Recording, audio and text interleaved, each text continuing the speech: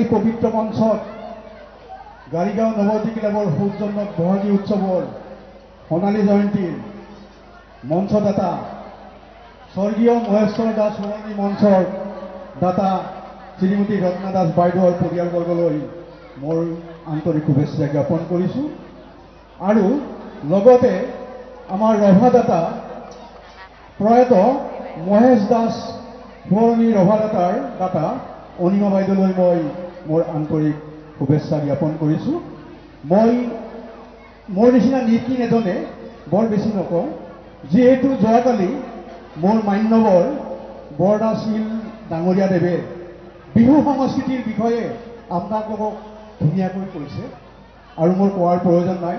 তথাপি মই কিছুমান ঠিক 5 মিনিট কথা এটি ক'ম। আমাৰ দুখ লাগে। কিয় দুখ লাগে? গাড়ীগাঁও বা এই অঞ্চলত শিক্ষিত ডেকা গাভৰুৰ এতিয়া অভাৱ নাই। বহুতে ACS পাইছে, ডক্টৰ ইঞ্জিনিয়াৰ হৈছে, ভাল ভাল অসম চৰকাৰ বা কেন্দ্ৰীয় চৰকাৰৰ বিভাগত পদোন্নতি পাই চাকৰি কৰি আছে। শিক্ষাৰ ক্ষেত্ৰত যথেষ্ট আগবঢ়া, কিন্তু সাংস্কৃতিক দিশত আমাৰ এই অঞ্চলটো একেবাৰে পিছপৰা। এই ক্ষেত্ৰত মোক ভুল নাভাবিব, কাৰণ আমি এটা কথা জানো, আজি কেইবছৰমানৰ পৰা আমাৰ ইয়াত একাংকিয়া নাট প্ৰতিযোগিতা বন্ধ হৈ গ'ল। মূল নাটক কৰিছিল নৱজ্যোতি ক্লাবে। মাত্ৰ নৱজ্যোতি ক্লাবে আজি 2 বছৰ 3 বছৰৰ ভিতৰত মূল নাটক কৰিছিল, কিন্তু বাকী অনুষ্ঠান কেইটিয়ে আগতে মূল নাটক কৰিছিল 2-3খন। আজি কোৰিওগ্ৰাফত সেইবিলাক হেৰাই গ'ল। আৰু মই এটি কথা ক'ব বিচাৰিছোঁ, আপোনালোকে জানে আমি তেতিয়া খুব সৰু চাকুলীয়া গাড়ীগাঁও শ্যামৰয় নামঘৰৰ এটি নাট্যদল আছিল। সেই নাট্যদলটি প্ৰয়াত গহীন চন্দ্ৰ পাটোৱাৰীদেৱৰ পৰিচালনাত আৰু আমাৰ স্বনামধন্য স্বৰ্গীয় বন্তিৰাম দাস ডাঙৰীয়াৰ নেতৃত্বত যিটো নাট্যদল আছিল, সেই নাট্যদলটিয়ে শদিয়াৰ পৰা ধুবুৰীলৈ খুব এটা আলোড়নৰ সৃষ্টি কৰিছিল। তাৰ ভিতৰত 2খন নাটক আছিল, কালাপাহাৰ আৰু লভকুশ। কালাপাহাৰত দুৰ্দান্ত অভিনয় কৰিছিল আমাৰ এই অঞ্চলৰ প্ৰয়াত ভাৰত দাস ডাঙৰীয়াদেৱে। মুখ্য ভূমিকা কালাপাহাৰৰ তেখেতে ভূমিকা লৈছিল, আৰু লভকুশত ভূমিকা লৈছিল আমাৰ প্ৰয়াত প্ৰফুল্ল দাস ডাঙৰীয়াদেৱে।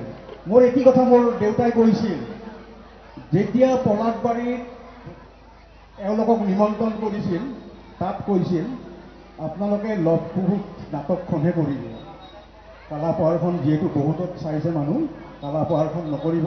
আৰু লভকুশ নাটকৰ যিজন শিল্পীয়ে ৰামৰ ভাওটো লৈছে, সেইজন শিল্পীহে আমাক লাগিব।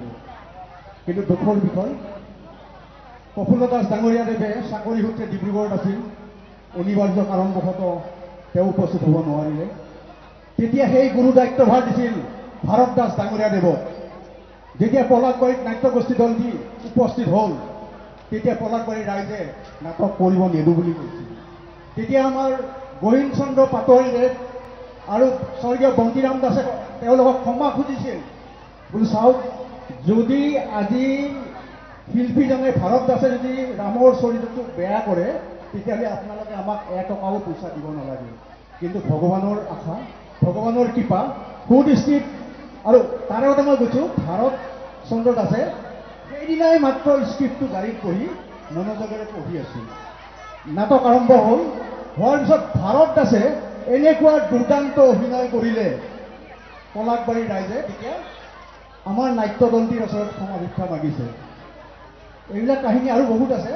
আৰু ইয়াৰ মাজতে মই শিল্পীৰ ক্ষেত্ৰতো কওঁ, আমাৰ বলৰাম দাস ডাঙৰীয়াদেৱে খুব ধুনীয়া গান গাইছিল আৰু তেখেতে সুন্দৰ অভিনয় কৰিছিল। গদাপানী নাটকত যিটো সতী জয়মতী নাটকত যিটো গদাপানীৰ ৰোল লৈছিল, খুব ধুনীয়া ৰোল লৈছিল। এনেকৈ ক'ব লাগিলে বহু কথা ক'ব লাগিব। আৰু এতিয়া নতুন প্ৰজন্মৰ আমাৰ ধীৰাজ দাস, চন্দন দাস, তেওঁলোকৰ উজ্জ্বল ভৱিষ্যত কামনা কৰিছোঁ।